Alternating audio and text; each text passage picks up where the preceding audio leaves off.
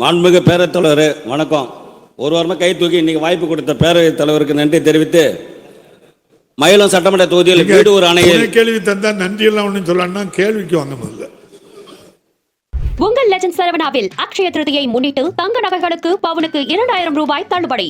தேசிய நெடுஞ்சாலையில் வீடு ஒரு அணை கட்டி இருக்கிறது. அது பொதுப்பணித்துறைக்கு சொந்தமான இடம் இருப்பதால், என்ஹெச்சில் இருப்பதால் அடிக்கடி திருச்சி டு சென்னை போய் வரவங்களுக்கு வசதியாக புதிதாக சுற்றுலா மாளிகை அமைக்கப்படுமா என்பதை பேரவைத் தலைவர் வாயிலாக அறிய விரும்புகிறேன். மாண்புமிகு அமைச்சர். மாண்புமிகு பேரவைத் தலைவர், நம்முடைய சட்டமன்ற உறுப்பினர் சிவகுமார் குறிப்பிடுவது, அது ஒரு காலத்தில் பொதுப்பணி நீர்வளத்துறை ஒன்றாக இருக்கிற பொழுது, இப்பொழுது எங்களுடைய மூத்த அமைச்சர் அருமையண்ணன் துரைமுருகன் அவருடைய கட்டுப்பாட்டில் இருக்கிற நீர் மேலாண்மை துறை சார்ந்தது அந்த அணை. எனவே அங்கே அவர்கள் துறையின் மூலமாக தான் கட்ட முடியும், பொதுப்பணி போய் நேரடியாக கட்ட முடியாது. அதனால் நீங்கள் அவர்கிட்ட கேளுங்க, கட்டாயம் செய்வார்.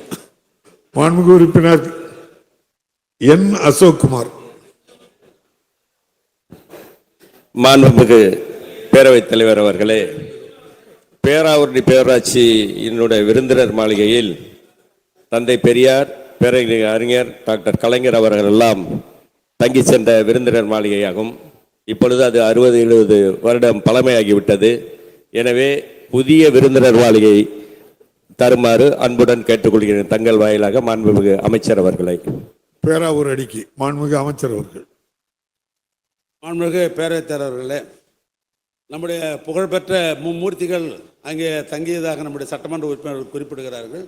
நான் ஏற்கனவே சொன்னதை போல சட்டமன்ற உறுப்பினர் கேட்டிருப்பதெல்லாம் நான் பட்டியல் தயார் செய்து முதலமைச்சருடைய கவனத்துக்கு கொண்டு போகிறேன் என்று சொன்னேன். அந்த பட்டியலில் இந்த பேராவூரணையும் சேர்த்து அதே முதலமைச்சர் கவனத்துக்கு கொண்டு போகிறேன். உங்கள் லெஜண்ட் சரவணாவில் அக்ஷய திருதியை முன்னிட்டு தங்க நகைகளுக்கு பவுனுக்கு 2000 ரூபாய் தள்ளுபடி.